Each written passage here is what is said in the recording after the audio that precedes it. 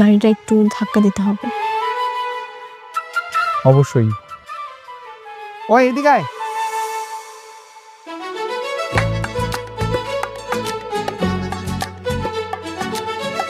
গাড়িটা একটু ধাক্কা দেওয়া লাগবে, ধাক্কা দে তো।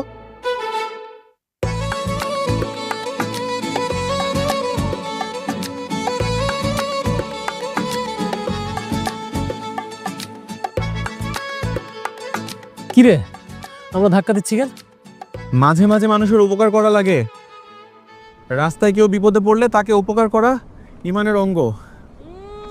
আসছে আবার বড় ইমানদার।